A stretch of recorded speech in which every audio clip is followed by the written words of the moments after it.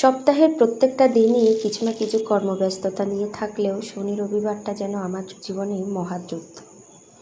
তো শনিবার সকালবেলা ছেলে স্কুলে চলে গেল, 5টায় উঠে পাঠিয়ে দিলাম। তারপরে বাসিঘরের সব কাজকর্ম সেরে তারপরে এলো মেয়ের টিচার, ওর পড়াটা শেষ হওয়ার পরে আসলাম রান্নাঘরে এসে আজকে ছেলের আবদার ছিল, স্কুলে যাওয়ার আগে বলে গেছিলো আজকে যেন বাড়িতে চিকেন হয়। তো তার আবদার মতো চিকেন রান্না করলাম আর একটু কাঁঠালের আটির ভর্তা বানাবো, সেটাও করলাম। কাঁঠালের আটিটা ভেজে শিলনোড়াতে গুঁড়ো করে নিয়েছি। এবার পেঁয়াজ আর শুকনো লঙ্কা নুন দিয়ে কচলে কাঁঠালের আটির গুঁড়োগুলোর সাথে মিক্স করে সর্ষের তেল দিয়ে মেখে নিলেই ভর্তা রেডি।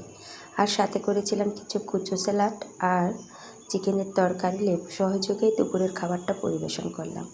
তারপরে খাইয়ে দাইয়ে ছেলেকে ঘুম পাড়িয়ে আবার এলাম ওর ক্রিকেট খেলায় মাঠে যখন যাবে তার জন্য কিছু টিফিন বানাতে। টিফিনে দেবো আজকে চিকেন পকোড়া, এটাও ছেলের আবদার ছিল।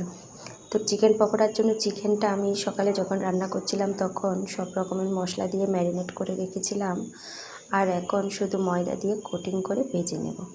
আর এই যে চিকেন পকোড়াগুলো হয়ে গেছে, কিছুটা পকোড়া ওর জন্য নিয়ে যাব আর কিছু পকোড়া মেয়ের জন্য রেখে যাব।